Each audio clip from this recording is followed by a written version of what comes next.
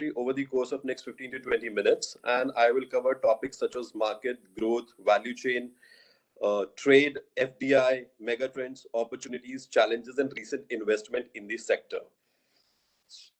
So Ketan, I am on chart number 3. So talking about key global milestone that the Indian chemical industry has achieved, we are the third largest producer in Asia. We are the third largest global consumer of polymers.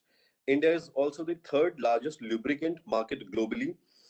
India is the 6th largest chemical producer globally, and Indian chemical industry has about 3% share in the global chemicals market. These are some numbers and ranks that gives you a sense of the size of Indian chemical industry. And we also have a statement from Union Minister of Chemicals and Fertilizers, Mr. Sadanand Gowda. He says the chemicals and petrochemical sector could emerge as a leading sector in achieving Prime Minister Narendra Modi's vision of reaching USD 5 trillion economy at the earliest.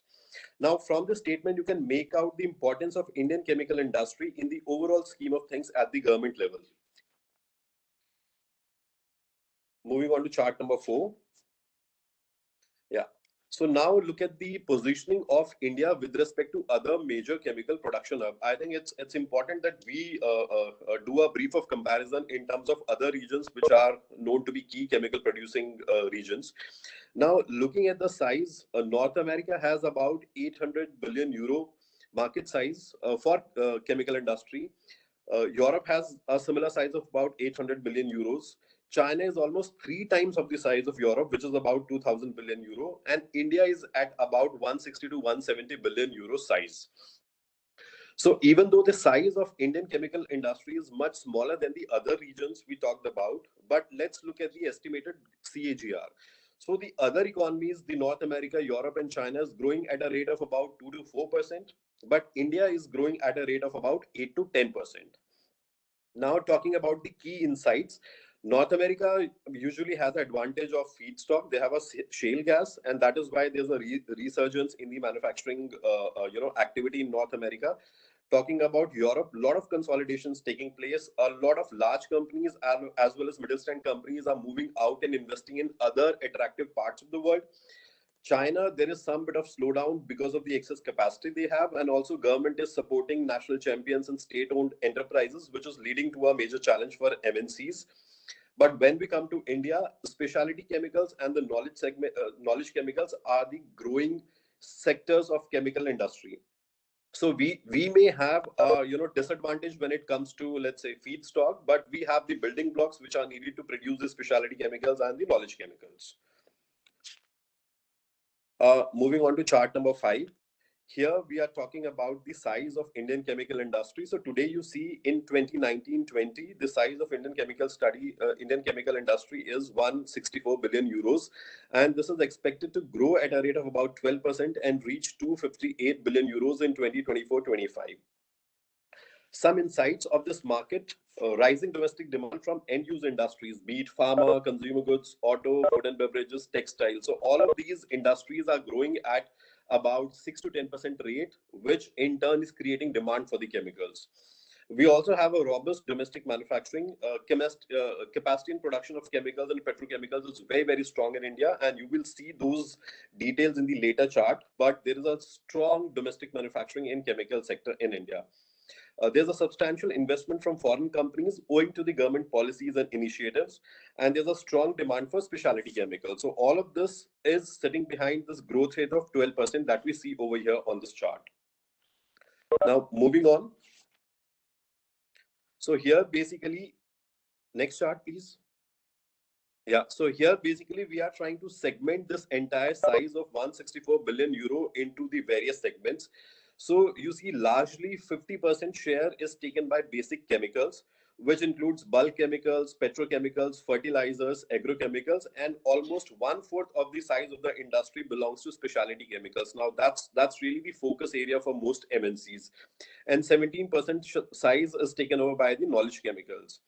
And if I just spread all type of chemicals across this 164 billion euro market, bulk chemical has about 26% share, petrochemicals 18%, fertilizer 14%, specialty chemical 25%, and pharmaceuticals and biotechnology 9 and 8% respectively. So this is the makeup of the entire Indian chemical industry by segment.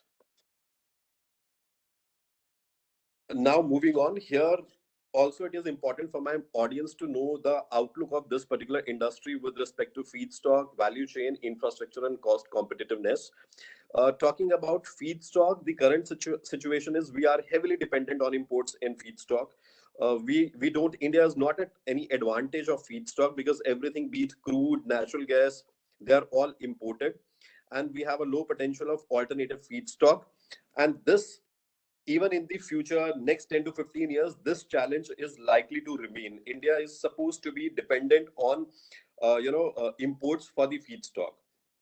Talking about value chain integration, historically we have low focus on forward integration, and that's why we do not have chemical plants with really large scale capabilities. But right now the scenario is changing. A lot of public sector companies such as IOCL, BPCL, and ONGC, they have made investment in the downstream petrochemical industry.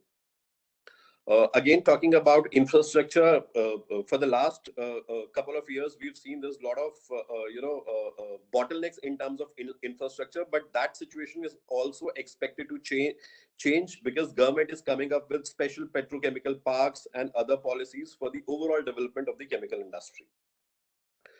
In terms of cost competitiveness, we have very small scale capacities. Most of the companies are operating in small to mid level capacities, except Reliance, which is one of the biggest chemical facility in India and globally as well.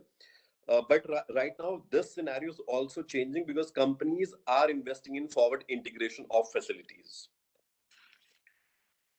Then moving on, we'll talk about the value chain analysis here. So basically, if we look at the chemicals value chain, we have feedstock, we have building blocks, we have intermediates, we have specialty chemicals, and then applications. Now, as I talked about feedstock, we have organic feedstock as well as inorganic feedstock. In organic feedstock, where we have crude oil, naphtha, natural gas, this is all import dependent. But when we come to building blocks, by building blocks, I mean these olefins, ethylene, propylene, butadiene, aromatics, benzene, toluene, methanol. So that's where we have a very decent competitive positions across the globe. And because of which we have a very good scenario in terms of intermediates, and that's how we are catering to applications such as agriculture, automotive, and construction consumer products. So feedstock is a disadvantage, but building blocks is making it up for the rest of the value chain. So on the next chart, I want to deep dive and give you some example of the feedstock availability. So here we are basically talking about olefins. And I think the biggest, not biggest, the simplest building block that we need in chemical industry is ethylene. Now, ethylene is a precursor for making a lot of other downstream chemicals. So we have a capacity of about 7.1 million tons, and the production in 1920 was 6.4 million tons, whereas the demand was only 3.7 million tons. So you see here in the building blocks, when I talk about ethylene, our production outstripped the demand in the last financial year. And looking at some of the intermediates that are being made from ethylene, we have polyethylene and ethylene oxide. These are very domestically met intermediates. We are not at all import dependent, and the situation is going to remain like this. Whereas if you look at ethyl dichloride or vinyl acetate, we are quite import dependent. Demand is just 600 kt tons, and the local production was only 180 kt tons for ethylene dichloride. And the situation is likely to remain because we do not see any capacity building up for these two intermediates. I am talking about ethylene dichloride and vinyl acetate. Moving on, let's talk about propylene, another very crucial building blocks for downstream chemicals. Here again, India is quite self-sufficient. Our production was 4.8 million tons in last financial years. And if we look at some of the key intermediates, which is polypropylene and isopropyl alcohol, so we are quite self-sufficient in our domestic demand. domestic production, and we are not import dependent. And if we look at propylene oxide, right now the situation is that imports account for 50% of this particular intermediate. But a company called Manali Petrochemical has committed to invest in the manufacturing of propylene oxide. And this situation is going to change over the course of next few years. So we are not going to be import dependent on this particular intermediate. Talking about methanol on the next chart, methanol and derivatives. Uh, in methanol, the situation is we are quite import dependent. The production capacity is very, very less. Only two companies, GNFC and GSFC, are producing methanol. And methanol is a precursor for various important key intermediates. But if we talk about formaldehyde and MTBE, which is methyl tertiary butyl ether, we are quite sufficient in terms of our domestic production, and there are no imports or nil imports happening in these two categories. And if you look at acetic acid, yes, we are quite import dependent at this point in time. But a company like Gujarat Narmada Valley and Fertilizers and Chemicals, GNFC, they are planning to invest in the manufacturing of acetic acid, and this import dependency is expected to change by 2025. Same is the case with MMA, which is methyl methaacrylate. Right now, it's heavily import dependent, but GSFC is again investing in the manufacturing of MMA, and the import dependence is again going to shift towards local production by 2025. Then on the next chart, we have some industry capabilities for chemicals. And here, when I say chemicals, I'm talking about alkali chemicals, inorganic chemicals, organic chemicals, and pesticides, dyes, and pigments. So purely looking at this chart from production and demand point of view, so from 13-14 to 25-26, the scenario is going to remain same. In terms of our production, we are lacking about almost 30 to 40%, which is being fulfilled over by imports. So the production is growing at a rate of about 4%, and imports are growing at a rate of about 5%. Next, I think our situation is much better here if we talk about petrochemicals. By petrochemicals, I mean these polymers, synthetic yarns, performance plastics, synthetic detergents, intermediates, and rubber. So here, if you see purely just the production and the demand. So from 2013 to 2025, 2014 to 2025, we are pretty much self-sufficient. The dependency on import is just about 10 to 15%. So in India, there is enough capacity for petrochemicals, for the downstream companies to utilize these intermediates and make the products for the end user industry. So situation in petrochemicals is very, very attractive as compared to other base chemicals. Then I'll talk a bit about trade and FDI. So if you see the trade, and let's look at the numbers from 2018 to 19, it's quite a balanced mix. So 50.2 billion euro was import in the year 2018-19, and the export was also similar. So it's pretty balanced when it comes to chemicals in terms of trade. See, the amount of trade volume in imports is equal to the trade volume in exports. And if I talk about leading import hubs, we are importing most of our chemicals from China, USA, Saudi Arabia, obviously Singapore and South Korea. And the leading destination export destinations for India are the same: USA, China, Brazil, Germany, and UAE. So if we look at imports, we are importing organic chemicals, which has the highest share of about 34%, followed by plastics and polymer 24%, and then others: inorganic chemical, fertilizers, pharma, dyes. Looking at exports, we are also exporting organic chemicals to the tune of about 33%. And we are also exporting pharmaceuticals to the tune of about 27%. And then we also have some dyes, plastics, and polymers.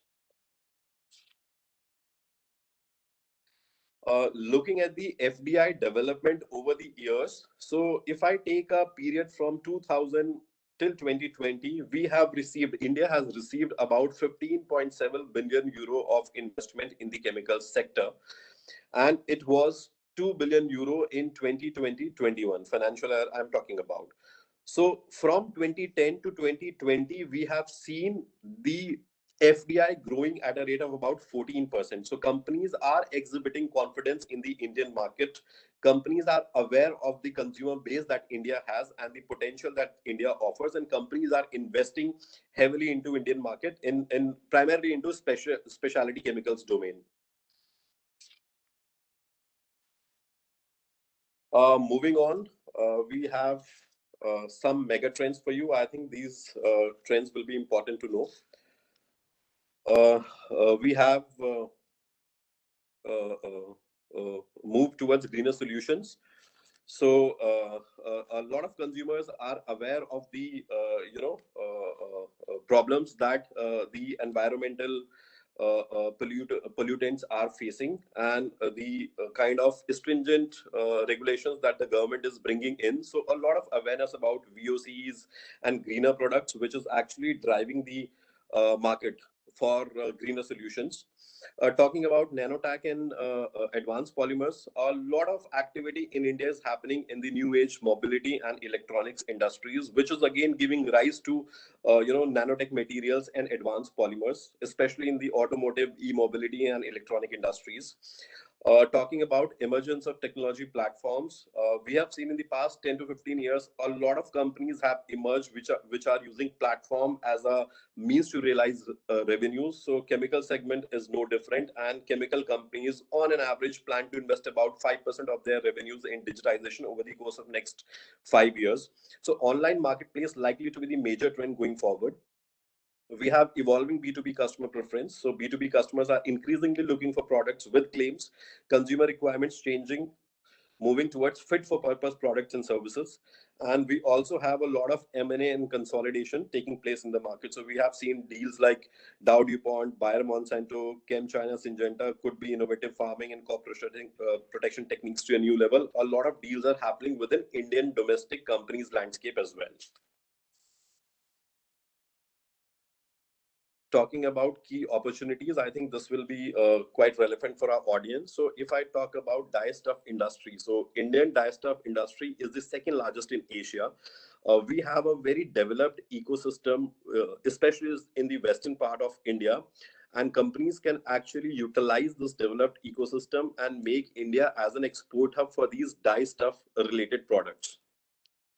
Same is the case with pesticide industry. India is the fourth largest producer globally, and we have the capability of manufacturing at least 45 technical grade pesticides, and we export to a lot of other countries as well. And this particular industry is concentrated in west as well as on the southern part of India. And this is also one of the attractive industries which companies can actually focus on and make India as an exporter. The specialty chemicals, I think this needs no introduction. This is a very, very high growing segment. The growth rate is about 12 to 15%.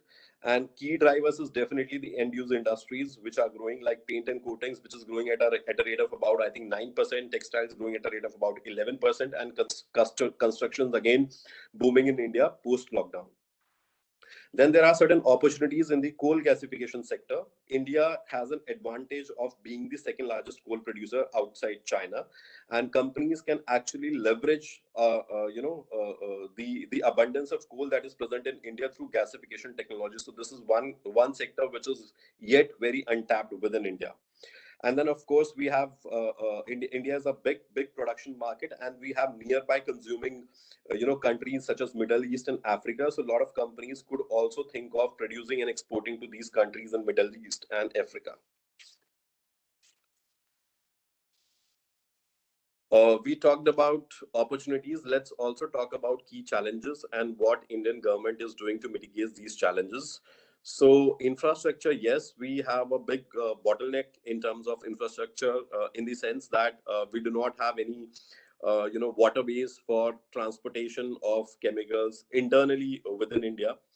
And most of the chemical industry is concentrated in the state of Gujarat, which is the west part of India, and these products are to be shipped across India from length and breadth of the country. So if you look at, we have the government has a lot of focus on the development of roads, railways, and ports, even airports. So this situation is changing with these kind of investment that is coming in from the government side. In terms of availability of feedstock, there is nothing really we can do about the feedstock because whether it's crude or natural gas, it is all imported, and we do not have means to have them, domestically produced. So what government is doing? Government is trying to set up SEZs in resource-rich countries such as Iran and Middle East, so that we can have a good exchange of availability of raw materials from these countries, including naphtha and natural gas.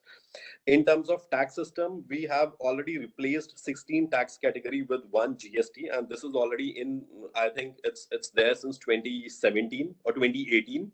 So this is already brought into effect and tested, and companies are complying with this GST. In terms of skilled manpower and labor law, now the government has come up with a lot of skill development programs supported by National Skill Development Corporation. So a lot of these development programs are aimed at training the youth so that they can be, they can be trained in industry required skill set. And in terms of integrated chemical parks, the government of India has come up with PCPIRs, which is Petroleum, Chemical, and Petrochemical Investment Regions.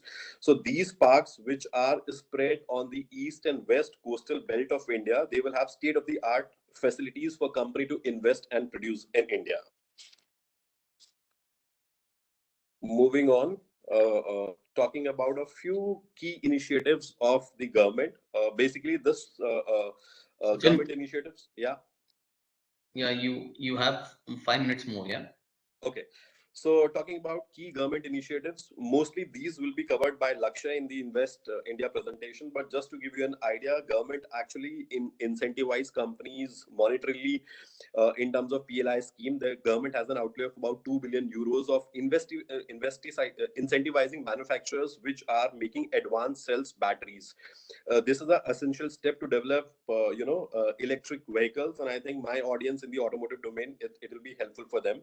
Companies, state government are actually incentivizing companies if they are setting up these production facilities in these respective state by subsidizing land cost and electricity and other things. Moving on, chart number 24. Again, these are some of the big schemes that Modi government has brought and working towards. So there's a Make in India program, there's a Swachh Bharat program, there is a Smart Cities program, and then we have agricultural reforms and family welfare program.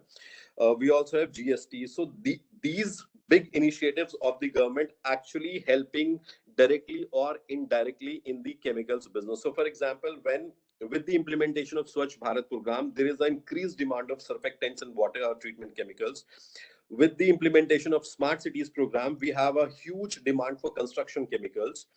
And with the implementation of agriculture reforms and farmer welfare program, there is a huge demand for PVC pipe, which is expected to grow at about 12% CAGR. So all of these central level initiatives of government are leading to, demand for chemicals in respective sectors. Moving on, I think here I just want to talk about the kind of confidence the investors, be it foreign players or local companies, have in the Indian market. So I just want to list a few investments that companies have done, both foreign and local companies. So IOCL has actually plans for brownfield expansion, and they are planning to invest about 520 million euros. We have also investment from Dhunseri Ventures Limited. They are setting up a new facility for about 40 million euro. Torre is establishing a new raw material facility with an investment outlay of about 116 million euro.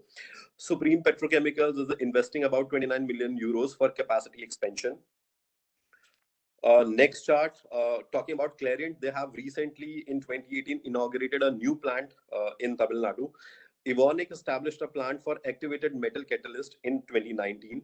Arkema is planning to invest about 13.5 million euro for their powder coating resin plant. And Aarti Chemicals is also setting up a new plant and investing 13 million euros. Next chart, I just want to talk about Castrol. Castrol is investing about 18 million euros for expansion of lubricant blending unit in Gujarat. So this was the overview of Indian chemical industry. And with these investment coming from foreign and local players, you can see the kind of confidence investors has in the Indian market. I think this is it for my presentation today. And if you have any questions, I will take them up later. Or you could also write to me if you are into specific business of lubricants or any other part of chemicals value chain. I just want to quickly introduce EAC before I finally wrap up the presentation. EAC is a German consulting company. We are headquartered in Munich and we have offices in Shanghai, Mumbai, and Moscow. We have about 150 plus consultants sitting in these locations. Our functional competencies range from strategy, M&A, and operation excellence. And our industry competencies range from chemicals, mobility, building and construction, pharma, healthcare, consumer goods, and exhibitions. We primarily help our companies which are from Europe, especially from Germany and DACH regions, to make investment in regions such as India, China, Southeast Asia, Northeast Asia, Russia, and CEE. Then on chart number 31, you can see these are some of the clients that we've worked for. So we have successfully worked for companies like Alfred Tolkier, companies like BASF, Bostik, Helios, ICL, Ineos, Lanxess, Umicore, Wacker, Simona, Sika. So these are some of the references that we have in the chemicals domain. With this, I conclude my presentation, and please feel free to write to me in case you have any queries, and you can ask the questions at the end of this webinar. Thank you, Ketan. Over to you. Thank you, Sachin, for wonderful insights into the Indian chemical industry, and also briefly touching on the opportunities for foreign companies. Now, I would like to hand it over to Mr. Lakshay Garg, who is a chemical lead in Invest India. He is a chemical engineer himself with long-standing association with Germany. He has completed his master's in chemical engineering from Technical University of Dortmund, and worked and lived in Berlin for 6 years before coming back to India. In his work stints in Europe, he has worked with British Petroleum in London, did various projects for BASF in Ludwigshafen and Ineos in Cologne. So now I'll just share the presentation of Lakshay. So over to you, Lakshay. Thank you so much, Ketan. Good morning, everyone. My name is Lakshay, as Ketan just mentioned. So first of all, I would like to begin with thanking the Make in India Mittelstand for giving me the opportunity to interact with all of these entrepreneurs on this forum, and giving an opportunity for Invest India to present its investment in India case. So if you can go to the next slide, Ketan. So I will briefly touch upon, in this presentation, I would like to briefly touch upon first, what is the market opportunity according to the government of India? What are the levers? What are the key trends? Then I will talk about a little bit about what are the several measures that the government has taken to make India much more attractive for global companies. Then I will also talk about some incentives, and then lastly, I would be talking about Invest India and what kind of support Invest India can give to companies like yourself. So Indian chemicals market. So basically, we are producing around 50,000 million metric tons per year of total chemicals in the world. It ranks around 6th in the global chemical production index. The industry currently is around 163 to 170 billion dollars, and it is expected to grow and reach at around 300 billion according to the government sources by 2025. But one interesting thing that everyone needs to understand here is that the demand for chemicals in India, demand for chemicals which are produced from this industry, is growing over the last 5 years, is growing approximately 1.5 times the country's GDP. And in the subsequent slides, I would like to talk about what is the reason behind this. If you can move to the next slide, Ketan. Yeah.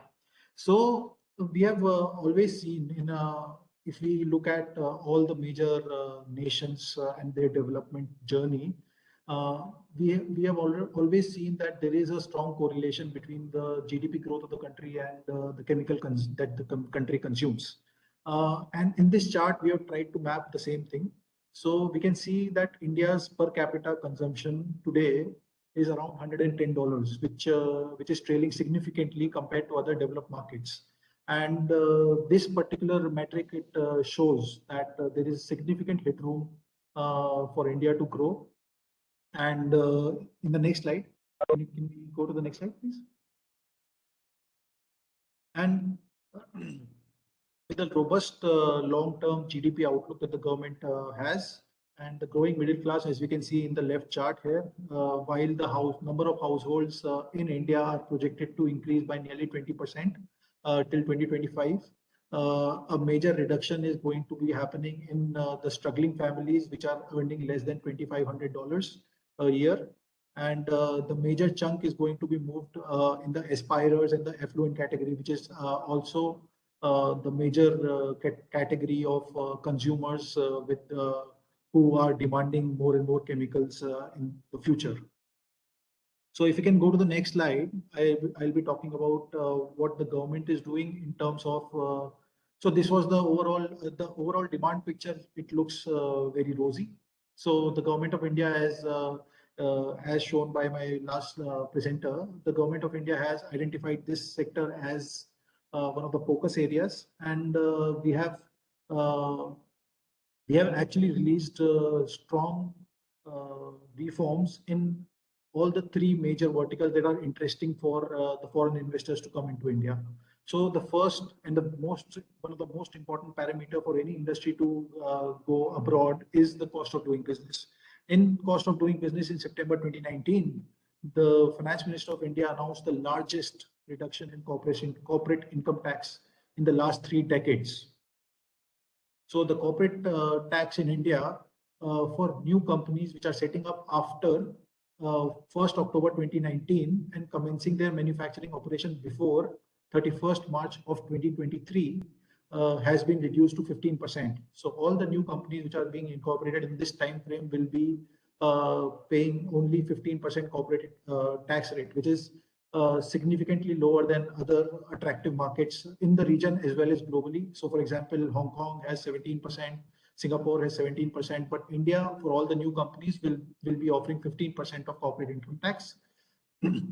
And for existing companies which are already in India, this rate has also been brought down from around 35% to 22%, which is also very competitive if we compare it with the region and the larger area.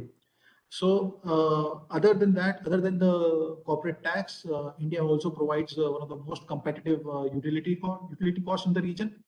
And also, I'll talk about this because this is one of the major issues for any investors to come in invest in India is the land acquisition part.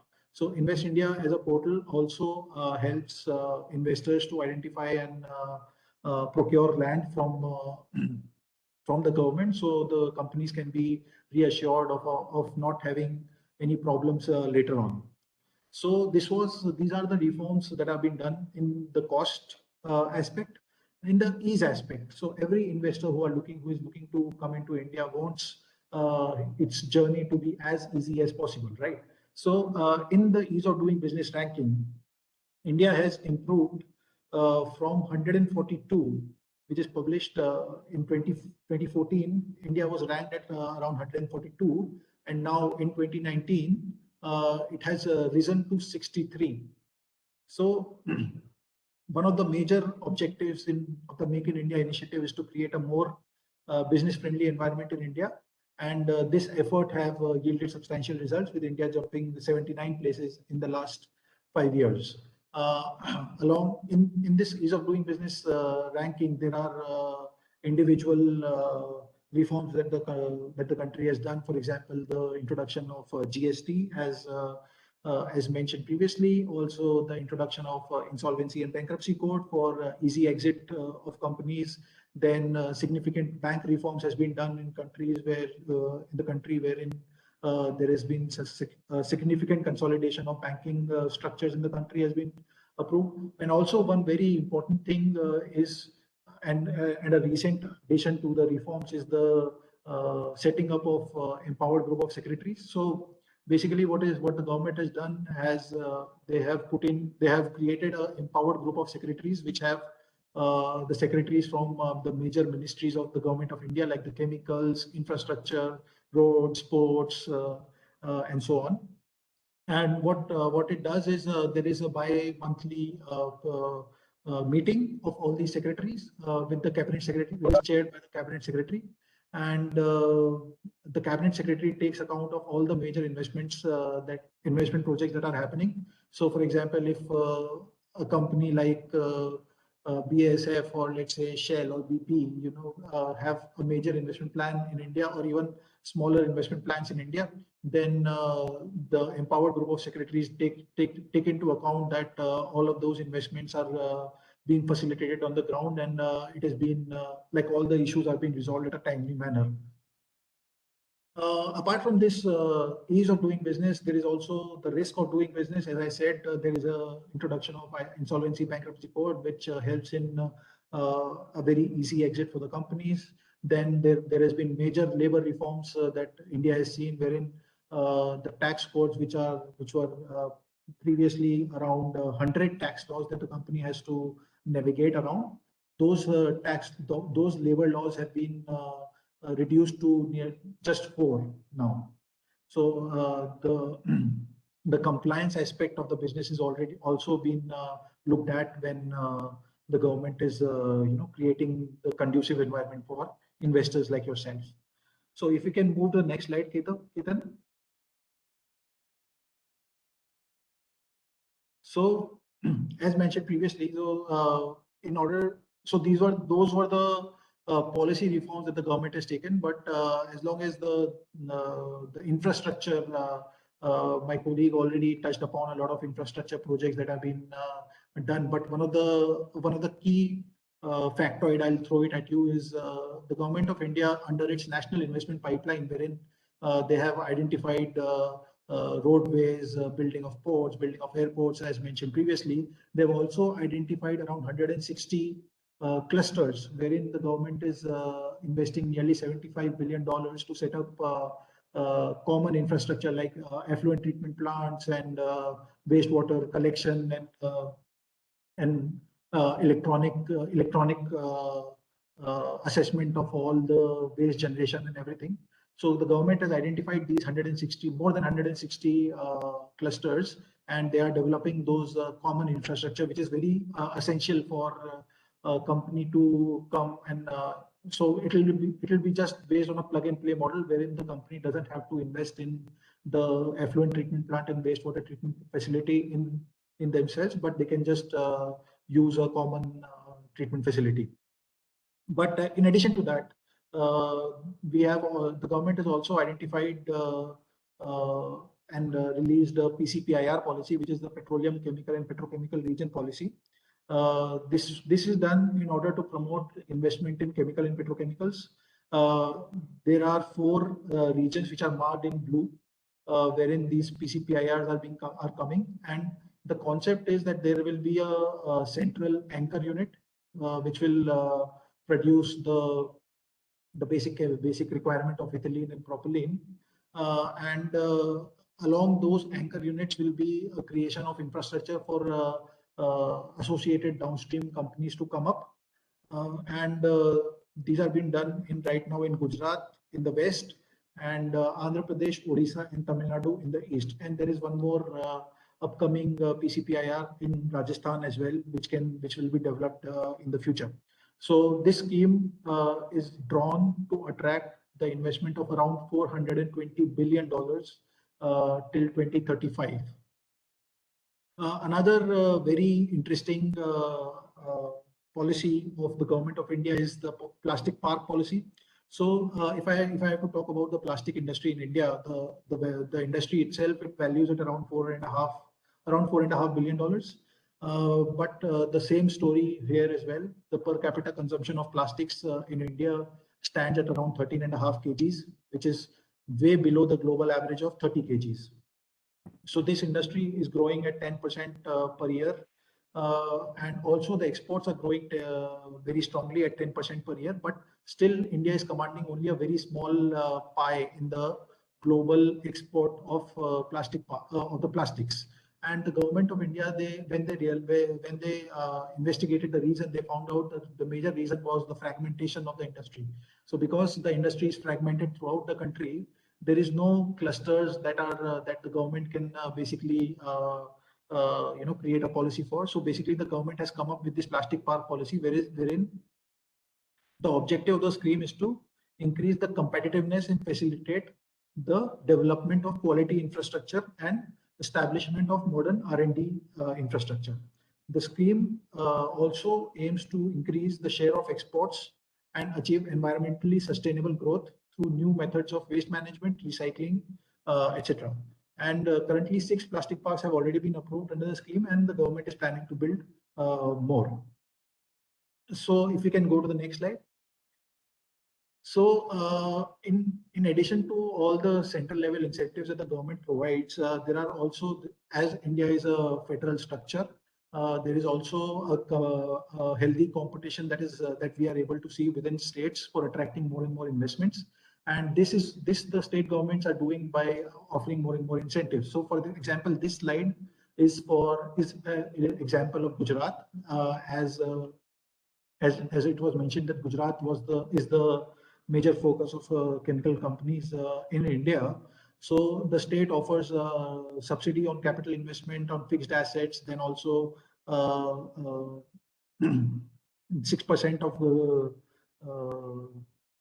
government also takes up 6% of the regular rental cost, and there are incentives for R&D and also capital investment subsidy up to 40% for effluent treatment plant and waste management system. And similar incentives are being offered by different states of the government of India as well. And lastly, what I want to talk about is what Invest India as an organization does. So Invest India is a pro bono organization which is set up under the Ministry of Commerce and Industry in Government of India. The major aim of the organization is to serve as a single point of reference for all the investors, be it domestic or foreign investors, to address their problems and resolve their issues. So if we talk about the portfolio of services that Invest India offers throughout the investment cycle, then we provide end-to-end service for every company that are looking to invest in India. For example, in the pre-investment stage, when the company has not made a decision yet, but they are just exploring the opportunities, Invest India offers pro bono services for assessing the market for their product. Also, what are the like mapping of the raw materials, mapping of the demand for their product, which states are going to experience more demand, so that they are able to cater to the market and everything. So we do that analysis for the company. And also, like, once the company decides that they are going to do the investment in India, we work with the company. We have dedicated state teams at Invest India, which have developed extremely good network within the states to acquire and we use that network to basically acquire land for the investors depending on their requirements. Then also there are a lot of export benefits and schemes. If anyone is interested in that, then I'll be more than willing to talk about those. Then also there is a support that we provide. Like if, for example, there are some incentives that the company wants from the government, then we do representation of the company to the government after our analysis. If the requirement is logical, then we make the representation to the relevant stakeholder within the government to ask for the incentives on behalf of the company. And also after the plant, after setting up the plant, we also offer aftercare services. If any company is experiencing any issue with local level, at the state level, then we take up those issues at the relevant authority level, and we try to resolve those issues as fast as possible for the investors. So this is the overall portfolio of services that Invest India offers, and I'm more than willing to answer any questions that our panelists have. Thank you so much for your time. Thank you, Lakshay, for Yeah, thank you, Lakshay, for giving us such an insightful presentation on the government policies and also the highlighting the role of Invest India plays when it comes to the investment in India. Now, ladies and gentlemen, we are opening our forum for the Q&A. If you have any questions, just unmute yourself and ask. Meanwhile, Sachin and Lakshay, I have received few questions on chat. So first question goes to you, Sachin. Considering the India's feedstock scenario, what is the future of the industry and what are the maybe the challenges for the industry considering the feedstock scenario? Okay, thank you, Ketan, for this question. I think it's a very, very pertinent question the audience has asked. As I clearly mentioned in my presentation, that yes, we are at a disadvantage when it comes to feedstock because we do not have, oil and gas or naphtha available within the country, and we are totally dependent from US and from other Middle Eastern countries. But what is good or what is advantage India we are talking about here are the building blocks. So when we talk about the products such as polypropylene, ethylene, these are the building blocks that are available in abundance in India, and these are the building blocks which are used in the intermediates, which are further going to be downstream to specialty chemicals, which are going to be used in applications. So yes, we may have a disadvantage in terms of feedstock, but in terms of formulations, in terms of intermediates, we have a very good, solid, cost competitive positioning globally. So with that in mind, I can say that the future is definitely bright, especially with respect to specialty chemicals, and which are also seen in the numbers. We have a growth of about 12 to 15% when it comes to specialty chemicals, vis-a-vis the growth that you see in other parts of the world, the North America, China, and even Europe. The growth is just about 2 to 4%. So that's my answer. Okay. The second question is to you, Lakshay, about understanding the PLI scheme status quo for chemical industry. So yeah, thank you so much for the question. As long as PLI is concerned, there is an understanding in the government that chemicals as a sector is a much more horizontal sector and it can't have the similar structure of PLI. But what the government is trying to do is identify individual sectors within the chemical sector, like let's say pharmaceuticals have already received a very attractive PLI, and also there is a recent PLI which was announced for the advanced chemistry cell for EV manufacturing. So depending on the focus areas of the government, I think chemicals as the sector itself is pervasive in all the different sectors. It would be able to generate a lot of investments through the PLI by focusing on sector specific information rather than a broad chemical PLI. Okay. Yeah, understood. I totally agree. And the another question again for you, Lakshay, is what are the currently the major issues surrounding chemical investors in India, and what is the government doing to resolve them? So, as my colleague Sachin has already mentioned, that the major issue, one of the major issues is the feedstocks.